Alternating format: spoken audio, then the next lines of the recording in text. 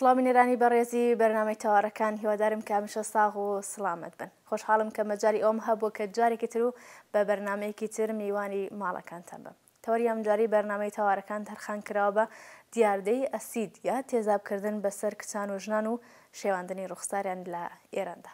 سەرەتا سرنجتان ڕادێکەشم بۆ چەند هەواڵێک سەبارەت بە ژنان و دواتر دەگەڕێنەوە بۆ لاتان بۆ درێژەی بەرنامەکە و هیوادارم کە تا کۆتایی هاوڕێمان.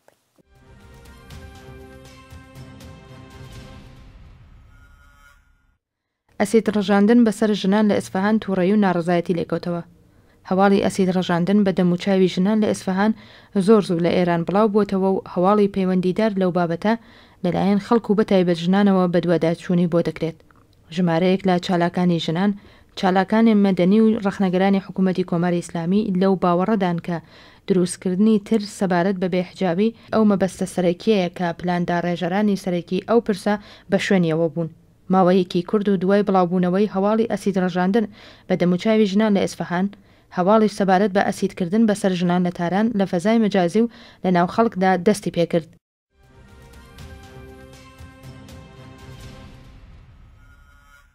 ئەمریکا ئەسید پرژاندنی بە دەموچاوی ژنان لە ئێران مەحکوم کرد. بەپێی هەواڵی ئاسۆی ڕۆژهەڵات ڕۆژی چوارشەممە سی ڕازبەر سامانتا پاوێر نوێنەری ئامریکا لە نەتەوە یەکگرتووەکان وتی ئەمریکا ئەو هێرشە دژەمرۆیە بۆ سەر ژنان بەهۆی حجابی نەبوون لە ئێران مەحکوم دەکات.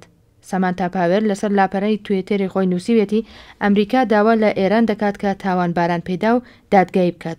نوێنەری ئەمریکا لە ڕێکخراوەنەتەوە یەکگرتووەکان لە ئاماژە بە خۆپیشاندانەکانی ئیسفەهان و تاران لە ڕۆژی چوارشەممە نووسی خۆپیشاندانی هەزاران کەسی لە شارەکانی ئێران نیشاندەری هاوپشتی و بەرچاوی خەڵکی ئێران لە ژنانە. پرژاندنی ئەسید بە دەموچاوی ژنان لە شاری ئیسفەهان هاوکاتە لەگەڵ هەڕەشەی توندی ئیمامانی جومعە بۆ سەر ژنانی بەدحجاب لەسەر منبەرەکان و داڕشتنی گەڵاڵەی ئەمری بە چاکە و نەهی لە خراپە لە مەجلس و کۆبوونەوەی گروپە تۆنڕەوەکانی وەک ئەنساری حیزبوڵڵا بۆ بەرەنگاری لەگەڵ ژنانی بەوتەی ئەوان بەدحجاب. لە ماوەی چەند ڕۆژی ڕابردوو لە شاری ئیسفەهان کەسانی نەناسرا و ئەسیدیان بە دەموچاوی 6 ژن پرژاند کە یەکێک لە ژنەکان بەهۆی قوڵی برینەکەیەوە گیانی لە دەستا.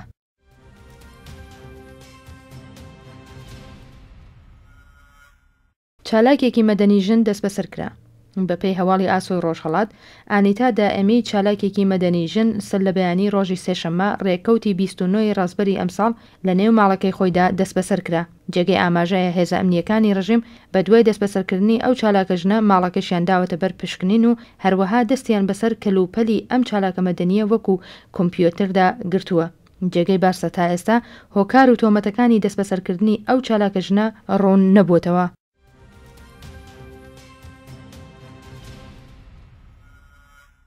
ڕێحانە جەباری ئیعدام کرا.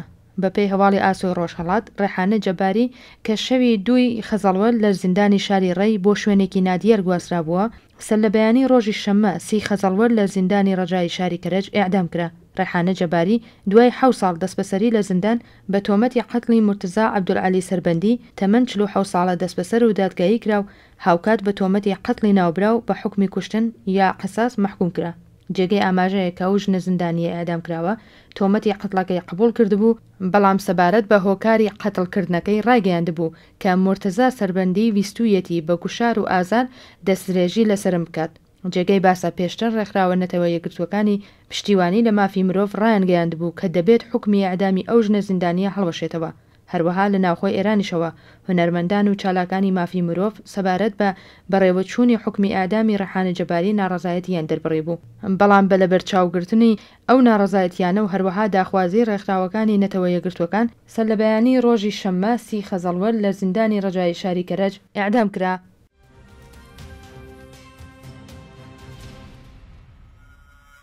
ئەسید یا تێزاب ئامرازەکە کە چەندێ ناسراوە و بەڵام دیاردەی ئەسیدکردن بەڕووی ڕوخساری مرۆڤ مێژوویەکی زیاتر لە 150 ساڵی هەیە.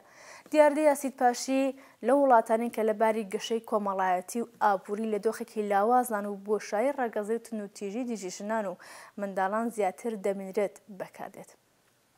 ئەسید پاشی یەکێکە لە درندانەترین جۆری تندوتیژی لە ڕادەبەدەر کە زیاتر بە دژی ژنان بەکاردێت و قوربانی زۆری لە دەکەوێتەوە کە زۆر جاریش دەبێتەوە هەی گیانەندەستانی ئینسانێک. ئاسیدکردن بە دەموچاو و شێواندنی ڕوخساری ژنان و کچانی لاو هێرشێکەکە نا بە مەبەستی قەتڵ بەڵکو بۆ تۆڵەسەندنەوە لە ناوبردنی ژیانی کۆمەڵایەتی و داهاتوی ژنی قوربانی بەکاردەهێنرێت. پرسی ئاسیدپاشی بۆ سەر ژنان مەسەلەیەکی نوێ نییە و لە چوارچێوەی بیرۆکە و ئایدئۆلۆژی کۆنەپەرستانی ڕژیمی کۆماری ئیسلامی ئێراندا بۆتە دیاردەیەکی بەرچاوکە هەر جارەوە بە بیانوێک بە ئەسید هێرش دەکرێتە سەر ژنان و کچاندا. گوشار بۆ سەر ژنان و داخراوبوونی هەلومەرجی ئاسایی ژیانکردن لە چوارچێوەی یاسا دواکەوتوەکان و دژەژنی کۆماری ئیسلامی بابەتێکی تازە نییە لە نێوان یاسا و بیرۆکەی کۆماری کۆنەپەرستی ئیسلامیدا. ژن تەنانەت خاوەنی جەستەی خۆشی نییە و دیاردەی هاوشێوەی ئەسیدپاشی بۆ سەر ژنان بۆتە هەواڵی ڕۆژانە.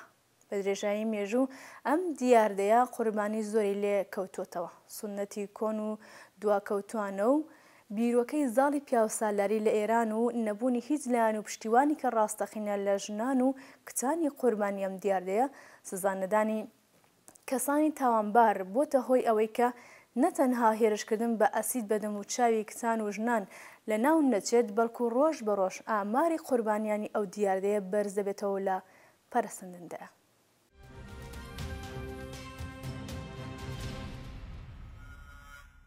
لە ماوەی یەک هەفتەی ڕابردوو لانیکەم 6 ژنی لاو لەلایەن کەسانی نەناسراوە بە ئەسید هێرشان کراوەتە سەر کە بە توندی ڕوخساران تێکچۆ و ڕەوانی نەخۆشخانەی فەیزی ئیسفەهان کراون.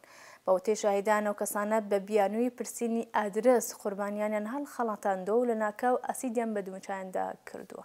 بەوتەی سەرچاوێکی ئاگادار تەواوی ئەو ژنانی کە لە ماوەی هەفتەی ڕابردوو بوونەتە قوربانی ئەو هێرشانە لە چەند تایبەتمەندی وەکو جوانی لاوبوون و چارشێوی نەبوون هاوبەش بوون. ئەوە لە کاتێکدایە کە بەرپرسانی شاری ئیسفەهان بە توندی سەبارەت بە ژنانی بێحیجاب بڕیاراندا بوو و ئیمام جومعەی شاری ئیسفەهان بە ناوی یوسف تەباتەبایی نژاد ڕایگەاندبوو کە پرسی حجاب لە ئاگادارکردنەوەی کەسانی بێحیجاب تێپەڕ بۆ بەرەنگاربوونەوە لەگەڵ بێحیجابی دەبێت لە هێز و دار کاڵک وەربگردرێ. جێگای وەبیرهێنانەوەیە کە هێرشکردنە سەر ژنانی بێحیجاب لەلایەن کەسانی نەناسرا و لە مێژووی کۆماری ئیسلامیدا شتێکی نامۆنیە و لە سەرەتای دەیەی 6 ئەندامانی سەرۆڵڵا و حیزبوڵڵا لە شەقام و بازا هێرشان دەکردە سەر ژنانی بێحیجاب و دەستیان لێ نەدەپاراستن. هەروەها و لە درێژەی ماجرای ئاسیدپاشەکان کە بە شێوەی زنجیرەوار دەرهاتۆ ڕۆژی دووشەممە 28 ڕەزبەر لە بازاڕی شاری ئیسفەهان جارێکی تر دوو ماتۆرسوار بە ئاسید هێرشان کردوتە سەر 3 کچکە یەکێکان بەهۆی قوڵی و قورسی برینەکەی دەست بە جێگیانی لە دەست دەدات و 2 کەسی تریشان ڕاوەنی نەخۆشخانەی شاری ئیسفەهان کراون.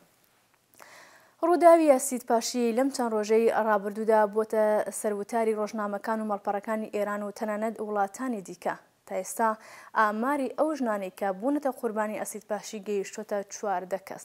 لەلایەکی دیکەشەوە لە ساڵانی ڕابردوو کەسێک بە ناوی سەعید حەنایی لە شاری مەشهەد 16 ژنی بەتاوانی لەشفرۆشی کوشتۆ و پاشان لە کاتی دادگاییکردن بە ئاشکرا ڕایگەاندوو کە ئەو وەک ئەرکی سەرشانی خۆی ئەو کارێک کردووە و تەنانەت کەسانی دیکەشی لەنەزەردا بووە بیان کوژێت و ڕایگەاند کە ئەو لە کاری خۆی پەشیمان نییە. کۆماری ئیسلامی بۆ بەرەنگاری و بربەستنانەوە بۆ ژنان لە هەموو ئەمرازێک کەڵک وەردەگرێت. هەر لەم پەیوەندیە و توێژێکمان ئەنجامداوە لەگەڵ چالاکی سیاسی لە ناوخۆی ئێران لەگەڵ ماڕاڵ شەریفپور نووسەر و چالاکی مافی ژنان. یەکەم پرسیاریشم لەم بەڕێزانەوەیەکە هۆکاری پەرستاندنی ئەسیدپاشی بەسەر کەسان و ژنان لە ئێراندا بۆچی دەگەڕێتەوە؟ وێرە ئیسلا بۆ بەڕێوەبەران و بینرانی ئازیزی ڕۆژهەڵاتیوی و زۆر سپاس لەوەی کە بەرنامەیەک سەبارەت بە ژنان بڵاو دەکەنەوە. هیچێک لەو هەواڵانەی کە لەم ڕۆژانەی دواییدا بۆتە ڕۆژەف تیزاوکردن بە دەموچاوی ژنان و کچان لە شارەکانی ئێران بەتایبەت ئیسفەهان. بەڕای من تیزاوکردن بە سەرسیمای ژنان و هەروەها کچان بەتایبەت ئەو کچانەی کە زۆری جلوبەرپۆشینیان بە مەزاقی زۆر کەس لەوانە محافزەکارانی ڕژیم و تونڕەوەکان و هەموو ئەوانەی کە دژیکردنەوەی هەر ڕەوزانەیەکی فکری و کولتورین خۆش نایێت پەرەیسەندووە.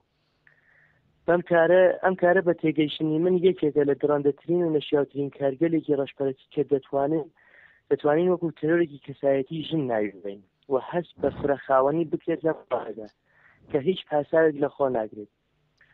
هۆکارەکانشی بۆم چەند خاڵەی خوارەوە ئەگەڕێتەوە. یەک بێدەنگی زۆربەی لایەنە پەیوەندیدارەکان لە کاتی پێویست وەکو نێروئینتیزامی کە سەرەتا پێشیان بە بڵاوبوونەوە میدیاییکردنی هەواڵی فاجعەکە کرد. خاڵی دووەم بازبوونی فەزای نظامیکردنی شار بۆ کەسانێکی تایبەت کە لێپرسینەوەیان لێ ناکرێت و دەلایەلێکی وەکو دین و واژەهایەک لە چەشنی گوناح و ناموس و ئەمرە بە معروف و نەهی عەن المونکەر ئەم شتانە وایان لێ ئەکات لە ئەسڵی ماجرا خۆیان دەرباز بکەن کە بۆ بەرەنگاربوونەوەیشی لەگەڵ ئەم کارە قیزەونە پێویستە خەڵکی یەکدەنگ لەسەر شەقام هەڵوێستی خۆیان بە کۆبوونەوەهای احترازی و ناڕەزایەتی کوشار بخێتە سەر لایەنە پەیوەندیدارەکان بۆ دەستگیرکردنی ئەو کەسانە و بنبڕکردنی ئەم کارە کە ئەبێتە هۆی ئەوەی یاتێکی گەورەی خۆیان دابنێن ڕێی قانونی ئەساسی دایکی باشتر و ئەمانێکی تەزمینکراو بۆ ژنان و کەسانی کۆمەڵگە دابین.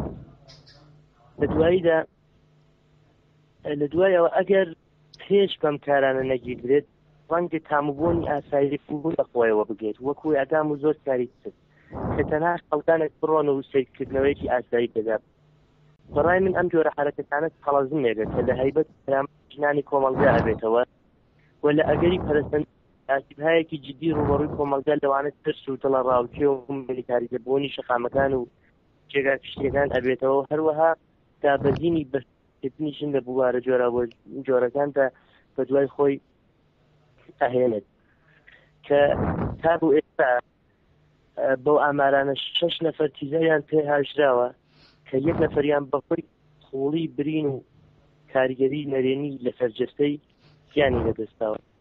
زۆر عیبە بۆ کۆمەڵگایەک کە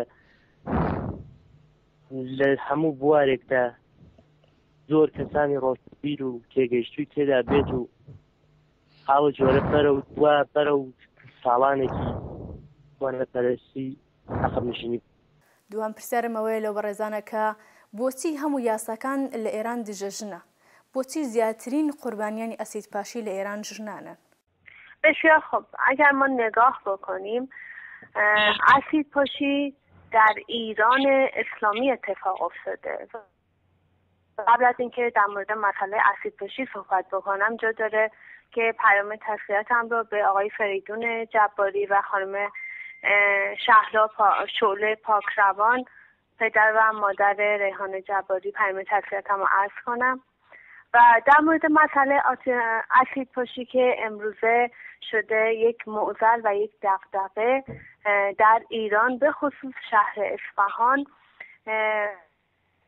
هم میگیم در متن سوال هست ایران اسلامی و اسلام دینی هست که با تبعیض جنسیتی و حبس کردن زنان در لوای دین همیشه این شعارها رو داده و از کلمه ناموس استفاده کرده و اگر دقت بکنیم میبینیم تماما حمله های اسیدپاشی به صورت دختران جوانی بوده که ابتدا اینکه در اجتماع هستند و دختران جوانی هستند که ظاهر امروزی دارند و متاسفانه آمار دقیقی ما از افرادی که مورد حمله قرار می گرفتند به دست ما نرسیده. آمارهای متفاوتی میگن ولی خب یک عده از منابع خبری معتقدن که 36 نفر هستند، یک عده معتقدن که 20 نفر. البته در شهرهای کرج، پردیس تهران و شهر مشهد این اتفاق هم افتاده. میتونیم بگیم بهترین آمار و دقیق‌ترین آمار موسوم هست به 20 نفر از دختران و بانوان ایرانی که 15 یا 16 نفرشون در اصفهان هستن.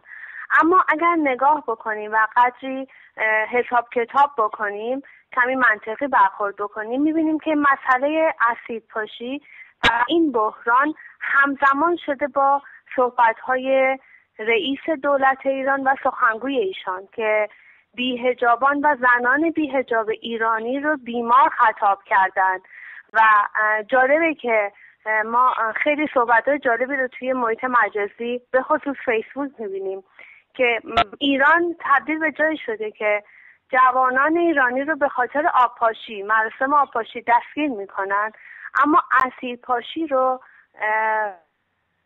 معروف معرفی کردن و در حقیقت من چند روز پیش سخنرانی یکی از بانوان رو می‌دیدم که معتقد بودن این مسئله لوای دینی نداره، اما به نظر شخصی من کاملا دینی هست و هدف حبس کردن زنان ایرانی، هدف تحقیر زنان ایرانی هست و اینکه زنان رو محبوس بکنن و چرا که زنان میتونن نقش تعیین کننده داشته باشن و ما الان میبینیم که زنان ایرانی کردن. ما خانم های زیادی رو داریم، خانم نسیم ستوده، مینا احدی و خیلی دیگه از خانم هایی که در زمینه آزادی تلاش و فعالیت میکنن و من میتونم بگم که زنان به هیچ وجه نباید آزادی خودشون رو به خاطر دین از دست بدن و زندان بشن به وسیله دین. ما اگر اطلاع داشته باشید که 100% اطلاع دارید، همزمان توی همین مسئله در مورد مسئله اسیدپاشی تجمعات اعتراضی زیادی رو ما در سراسر ایران مثل اصفهان، مشهد، تهران، کرمانشاه، سنندج، شیراز داشتیم و در خارج از ایران همین امروز تجمع اعتراضی داشتیم در شهر شتوتگارت کشور آلمان که افرادی از آزادی خواهان از جمله آقای آرمان چهارروسفه که از دوستان هستن تجمعات اعتراضی زیادی رو تشکیل دادن، ولی ما نگاه میکنیم میبینیم که دولت ایران هیچ اسیدپاشی دستگیر نکرده، ولی فردی به اسم آقای آریا جعفری که جزء عکاسان سایت خبرگزاری ایسنا هستند، خبرگزاری دانشجویی ایسنا، ایشون رو دستگیر کردن و از طرفی بر طبق اون چیزی که من اطلاعاتی که دریافت کردم متاسفانه پیامک های تهدیدآمیز زیادی به موبایل خانم‌هایی که در اصفهان هستن فرستاده شده با شماره ناشناس که اگر حجابتون رو رعایت نکنید این کار ادامه داره. به عبارتی میتونیم اینجور بگیم که داعش به دو بخش تشکیل شده، یک داعشی که در عراق و سوریه و شام هست و یک داعشی که در ایران هست از جانب میتونیم بگیم رئیس دولت و دولت مردان ایرانی و اینها هدفشون یک چیز هست، اون هم پیاده کردن اصول اسلام تندرو و اسلام ناب محمدی و ما نگاه میکنیم میگم رئیس دولت و سخنگویشون علنا اعلام کردن که زنان بی حجاب بیمار هستن و باید با چوبه تر با اینها برخورد بشه و دقیقا همزمان با این مسئله اسیدپاشی رخ داد و جالبتر این که اگر باز یک مقدار منطقی نگاه بکنیم میبینیم اعدام ریحانه جباری که در حقیقت فرد به خاطر قتل فردی که به دستگاه اطلاعاتی ایران وابسته است، از طرفی کمرنگ شدن نقش زنان و دختران کوبانی در کوبان که بر علیه نیروی داعش هستند و مسئله اسیدپاشی، تماما اینها همزمان شده و یک جورایی در سیاست پیچیده اینها میتونن به هم ربط داشته باشن و مسئله اسیدپاشی مسئله هست که از جانب یک قطب محکم و موثقی تامین میشه و اگر نگاه بکنیم دقت بکنیم من مطمئنم به شما قول 100% میدم که چند وقت دیگه در رسانه‌های خبری مربوط به ایران میان یک فردی رو چشم و گوشش رو بسته دست و بالش رو بسته میزنن مقابل تلویزیون و این فرد میاد اعتراف میکنه که آره من مربوط هستم به دستگاه سازمان سیا یا نیروهای اطلاعاتی امریکا و اونها من رو حمایت و ساپورت کردن. دقیقا این کار قبلا هم تکرار شده و این یه چیز کاملا عادیه، ولی ما نگاه میکنیم ببینید میگم دولت ایران اطلاعات فوق‌العاده قوی داره، ابتدا اسرائیل اطلاعات قوی داره بعد ایران. دولت ایران چطور میتونه آریا جعفری رو راحت دستگیر بکنه ولی نمیتونه اسیدپاشا رو دستگیر بکنه؟ و این حتما من به شما قول 100% میدم این اسیدپاشان و خلق نیروی شبیه داعش، خلق یک سازمانی شبیه داعش در ایران مربوط هست به خود آقایون دولتی و چرا ساکت موندن؟ چون یک جورایی کمکشون کرده یه جوری اینها رو راحت‌تر کرده در مورد مسئله حجاب زنان، در مورد آزادی زنان. بەڕێوە کۆماری ئیسلامی و لایەنەکان چ کاریگەریەکان هەیە لەم دیاردەیەدا؟ کۆماری ئیسلامی بە تەفسەرە و مادەگەلێک وەکو ئەمر بە معروف و شەڕ لە پێنا و ئایندا ڕۆڵێکی دووپەهلووی هەیە. لە کاتێکدا دەتوانێت پێش بە هەموو کردەوەیەکی ئاوا بگرێت بەرەنگار نابێتەوە، لەبەرەوەی ڕەنگە کەسانێک خەتیان پێدرا بێت بۆ تیزاوکردن بە سەر و چاوی ئەو کەسانەدا، بەڵام کەسانی وا لە نێو ڕژیمیشدا هەن کە ئەم کاریان جیاوەشێتەوە و ئیشی خۆیانە و وەکو کارێکی جیهادی و خەبات لە پێناوی دیندا سەیری ئەکەن و بە قەولی خۆیان بەرحەجابان تەخریب بکەن و تا ئێستا هیچ شەفافیەتێک بۆ بەدواداچون و ملبەنانەی لەگەڵ ئەم کارانە نابیندێتەوە. بۆچی؟ لەبەرەوەی کۆماری ئیسلامی وەکو ئەوەی کە دەسەڵاتەکەی لەگەڵ دین و ئاینە سیاسەتەکەی تێکەڵاو کردووە و هەتا بکرێت ژنان لە کۆمەڵگا دوور ئەخەنەوە و مۆنزەوی و گۆشەنشینیان ئەکەن، بوونەتە هۆی هەر ناو پیشرەفت و بەشداریکردنێکیان لە بوارە جۆرا و جۆرەکاندا، وەکو گوناحی دەزانن یا هەروەها دەتوانین ئاماژە بە عەرەبستان تا ئەم چەند ساڵی دوایدا نەیانەهێشت کە ژن بەشداری بکات لە نێو شەقامدا وەکو لێخوڕینی ماشین کە بە گوشاری خەڵکانیان ئەو کردەوەیە لا ببەن و حکوومەت چەند قەدەمێک پاشەکشە بکە بۆ دواوە. لە ئێرانیشدا خۆیان دەزانن کە بە تێگەیشتن و ڕۆشن فکربوونی ژن بۆ بەشداریکردنیان لە نێو کارە جەمعی و گشتیەکاندا کۆمەڵگا ئەهەژێت، وەکو وڵاتەکانی تر ژن دەتوانێت قسەی خۆی بکات، دەتوانێت وەکو پیا و لەوانەیە فرەتریش بتانێت خەبات بکات، هەر خەباتێک بێت، مەدەنی بێت، چەکداری بێت، سیاسی بێت، ژن لە پیا و کەمتر نییە و شاید زۆرتریش بێت. خۆ ئێرانیش لەسەر بنەمای دین و دیانەت ئەیەوێت بەڕاستی ژنان دوور بخاتەوە. یەکێ لەو کارانە تایسە کردویانە بەڵام موفق نەبوونە ئەوەیە کە سەرسیمای ژنان تێک دەدەن و تەوهین و ئام حرەکەتانە پەرە پێدەدەن سەبارەت بەژن. بەسپاسۆ بۆ دووبە ڕێزەکە میوانی ئەم جارەی بەرنامەکەمان بوون. دیاردەیەک بە ناوی ئاسیدپاشی لە ئێران نەیەکەم جارە و نەقەت کۆتایی پێدێت، چونکە ئێران لەژێر حکوومەتێکی تاسەر ئێسخان زاڵم و کۆنەپەرستە و تا ئەم حکوومەتە لەسەر کار بێت ئاسیدپاشی، قەتڵی ناموسی، دەستڕێژی جنسی، حجابی زۆرە ملی، ئەعدامی ژنان، دەست بەسەرکردن و گوشاری لە ڕادەبەدەر بەسەر ژنان کۆتایی پێنایەت، چونکە ئەم حکوومەتە بە پێی شەریعەتی ئیسلام یاسا و ڕێسا کۆنەکانی بەڕێوە دەبات.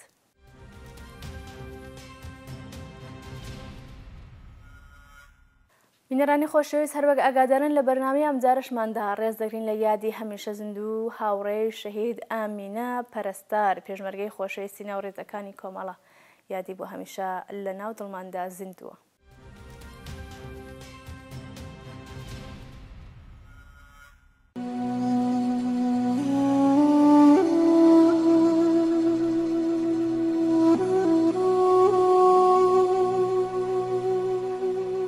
بەرز و بەڕێز بێت یادی هەمیشە زیندووی هاوڕێی ئامینە پەرستار، سیمای ناسرا و خۆشەویستی ناو ڕێزەکانی کۆمەڵە. هاوڕێ ئامینە پەرستار ساڵی 1330 هەتاوی لە ئاوایی ئەڵکەڵووی سەر بە ناوچەی سەقز لەدایک بوو. لە تەمەنی 29 ساڵیدا و لە ساڵی 1359 هەتاوی پەیوەندی بە تەشکیلاتی کۆمەڵەوە گرت. زستانی ساڵی 1363 هەتاوی بەهۆی شناساییکرانی لەلایەن بەکرێگیراوانی ڕژیمەوە دەستگیر کرا و پاش ئەشکەنجە و ئازارێکی زۆر لەلایەن بەکرێگیراوانی کۆماری ئیسلامیەوە ساڵی 1364 هەتاوی لە زیندان ئازاد کرا، بەڵام هیچ کات نەیتوانی تەندروستی خۆی بەدەست بێنێتەوە و پاشماوەیەکی کورد دڵی گەورەی لە پێناوی ئامانج و ئارمانەکانی کۆمەڵە بەخت کرد. هاوڕێ ئامینە پەرستار یەکێک لە ژنانی خەباتکار و لانگرێکی تێکۆشەری کۆمەڵە بەهۆی ئاسەواری ئەشکەنجەی جەلادانی کۆماری ئیسلامی لە سیاچاڵەکانی ئەم ڕژیمە گیانی ئازیزی بەخت کرد و بەم جۆرە پەیوەست بوو بە کاروانی پڕ لە شانازی شەهیدانی کۆمەڵەوە. ناو یادی ئەم هاوڕێ تێکۆشەرە بۆ هەتایە لە دڵی کۆمەڵانی خەڵک و لایەنگرانی و تێکۆشەرانی ڕێگەی ئازادی و بەرابەری دەمێنێتەوە. یادی بەرز و ڕێگای پڕڕێبوار بێت.